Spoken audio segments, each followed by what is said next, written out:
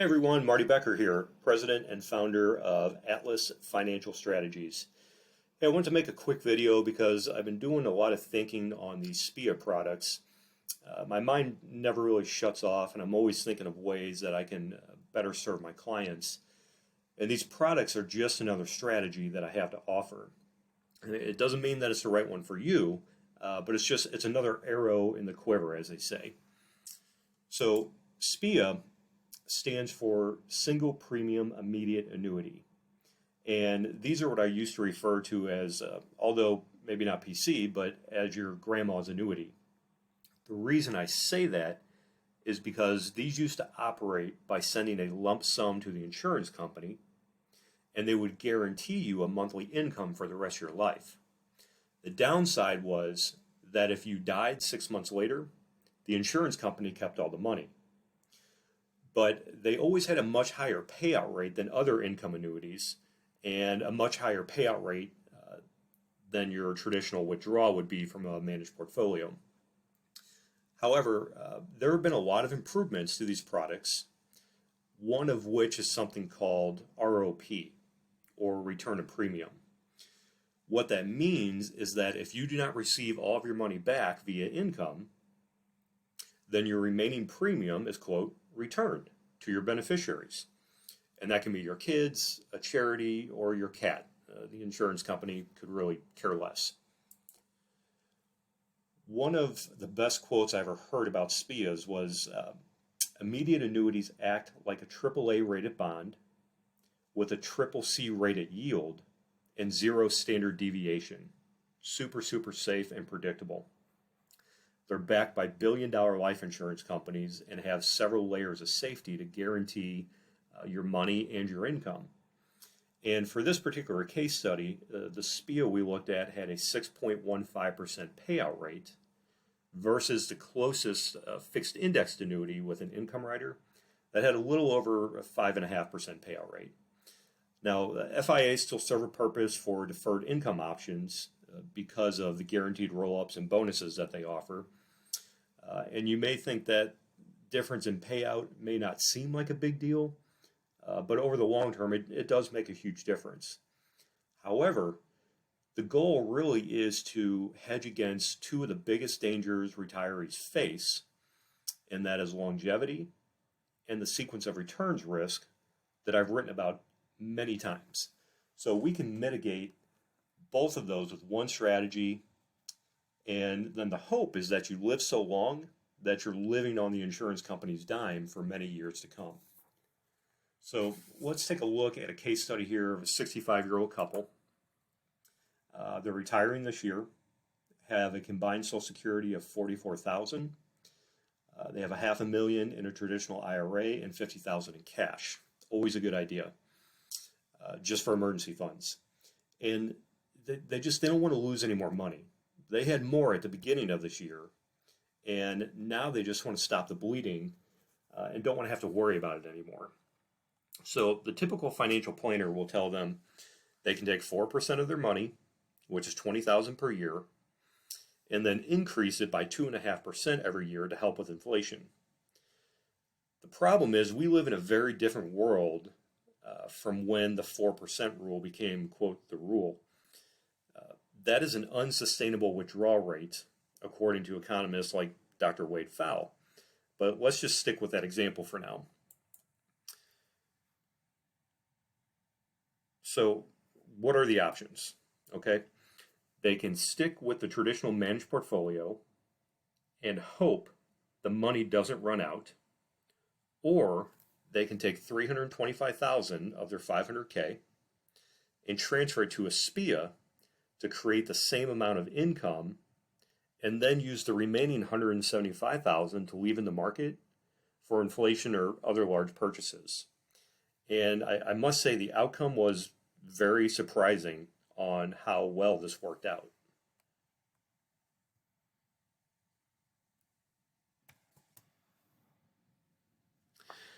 So here's what they could do. They could use a diversified portfolio, which according to Dalbar has only returned around 3% over the past 20 years. And if they would withdraw their first year's income of $20,000 and then increase it by 2.5%, they would run out of money at age 87, and then they're left to depend just on Social Security alone. But keep in mind, what happens when one of them passes away? They lose one of the Social Securities as well. So now they're out of money and stuck with living off of one Social Security income only. How do you think someone in that situation would feel? Now, mind you, this is the plan that almost every person who works with a traditional advisor is given, and it doesn't work for obvious reasons. So now we can look at the best of the best, which is the S&P 500. Okay? And if they have all of their money in the market and are the victims of the sequence of returns, then they would run out of money by age 83. You can see where it turns red here. Now, it could obviously work out better for them if the market does well, and we'll look at that scenario in a second. Or they could do the smart thing and give themselves a guaranteed income with an annuity. Now, we know that $500,000 would give them $20,000 starting income with managed money. However, because of mortality credits, they could transfer the $325,000 to the annuity company and get the same $20,000 per year. Only this $20,000 will be guaranteed for life for both of them, no matter how long they live. Then take the remaining $175,000 and keep it invested for inflation offset or major expenses. Now, I always want to look at worst case scenarios, and I plan for my clients to live to age 100. In this scenario, with a starting payout of $20,000 per year from the annuity and using the remaining $175,000 to offset inflation, that money would last them until age 96. And that's some of the worst returns of the S&P 500. Now, still not ideal that it didn't last until age 100, but remember what happens with my plan versus the typical advisor. When or if they burn through the remaining assets at age 96, what do they still have that the other plan is not? The guaranteed $20,000 per income from the annuity. So in the typical retirement plan, their income would drop back to Social Security only. With the Atlas strategy, they will always have the income even if they run out of money. Now that's a big deal, and there's no point in having a big pile of money if you're afraid to spend it or if it could be lost from market downturns. Now that's our worst case scenario in this situation, and I can already kind of hear the naysayers saying, what if the market does well? Okay, what if I'm wrong and the market does great during the early years of retirement? Well, we can model that too, simply by clicking these reverse buttons here, and all we did was change the order in which the losses occurred. Look at the long-term results of using my plan with the annuity and great market returns versus using the traditional advisor plan with no annuity and following the 4% rule. They come out to be within $10,000 of each other at age 100. So there is almost zero net benefit for taking all of that risk. You can have the exact same income and have the protection from the sequence of returns and longevity risk.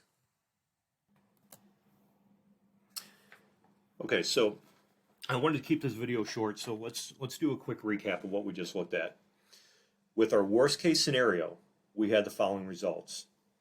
Using the Atlas annuity plan with early losses in the S&P 500, they had a total income at the age of 100 of almost $1.026 million from their original $500,000. The traditional plan, with a 4% withdrawal rate and early losses in the S&P, they had a total income of a little under $470,000 from their original $500K. So they didn't even get to spend all of their money because of losses. And they ran out at age 83. So that is a 118% difference in the amount of spendable income, and that's looking at a worst case scenario. I mean, seriously, think about that. Over double the income for doing nothing else except protecting your money and giving yourself a guaranteed income. Now, let's look at the best case scenario. Using the Atlas annuity plan with early gains and late losses, they had a total income of $1.146 million with a remaining balance of a little over $222,000 at age 100.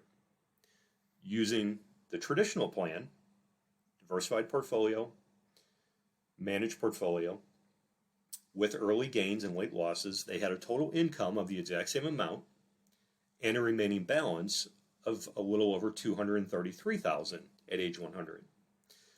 So that's a 4.92% difference in favor of the managed portfolio. Again, that's if everything works perfectly in a system that you have no control over. So I only have 2 questions and I'm going to wrap this up, but I'd like you to ask yourself this. Are you willing to risk everything you've worked for your entire life and hope the market performs in your favor to only come out less than 5% ahead if you just would have had the annuity? And even if this client did not run out of money and everything worked out perfectly, do you think they will ever regret having a guaranteed $20,000 per year to fall back on as a worst case scenario?